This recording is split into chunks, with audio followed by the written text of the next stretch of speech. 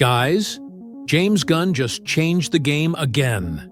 And whether you love him or hate him, this is why having him as the CEO of DC is the best thing to happen to comic book movies in years. Marvel versus DC? Nah. We're finally talking about both in the same breath. And that's something we haven't seen in a long time. We just got the new Peacemaker trailer, and it drops a bomb in the very first frame. Hawkgirl and Guy Gardner are in the show. They make their cameo right there, and that's a big deal. Why? Well, Marvel just announced they're pulling back on shows led by main movie characters. They say Vision Quest will be the last one of that kind, and from now on, they'll focus more on side characters. Meanwhile, James Gunn is out here giving us these two huge cameos right in a TV series. And honestly, I think this is the best way to build a shared universe. Heroes in both movies and shows? That's a win. Point for Gunn. In the scene, Peacemaker wants to join Maxwell Lord's team, played, by the way, by Sean Gunn. That's right, James Gunn pulls a Christopher Nolan and reuses his favorite actors. And let's not forget, Maxwell Lord in the old DCEU was played by Pedro Pascal, though that version was, let's say, not exactly comic accurate. We also get a taste of the heroes' personalities. It's kind of ironic that we're seeing our first glimpse of them in Peacemaker and not Superman. Hawkgirl seems rebellious and confident, with a cocky attitude that matches both the character and the young actress playing her. Guy Gardner? Total jerk. Snarky, annoying, 100% going to be a pain in the ass, just like in the comics. And honestly, I think I'm going to enjoy hating this guy. Drop a comment below. What do you think about these cameos?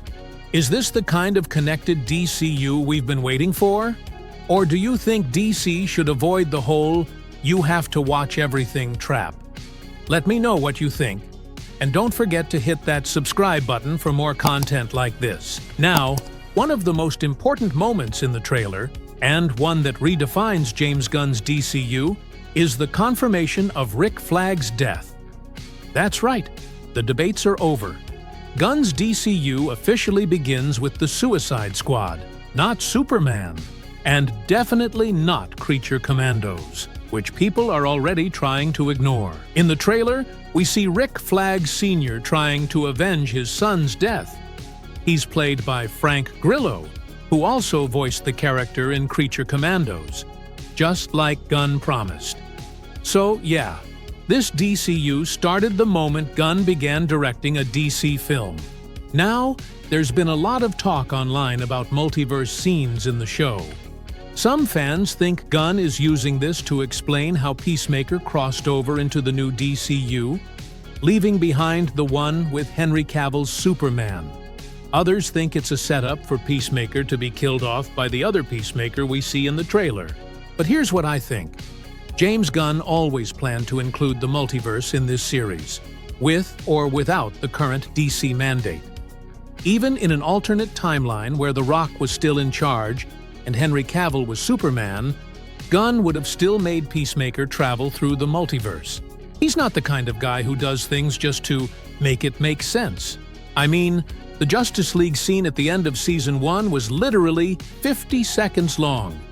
He's not about to build an entire shared universe just to fix that one moment. It's a show that runs for 8 hours. He can easily ignore it. Or, hey, maybe that Justice League was actually Corey Stoll's Superman, and whoever else ends up playing the heroes in Gunn's DC. Either way, multiverse exploration in Peacemaker always felt like part of the plan. Season 2 looks absolutely wild. Finally, we're seeing a connected and cohesive DCU take shape. And it's going to be hilarious and action-packed, though I gotta say, it looks like Gunn's wife might get a lot of screen time again, so we'll see how that plays out.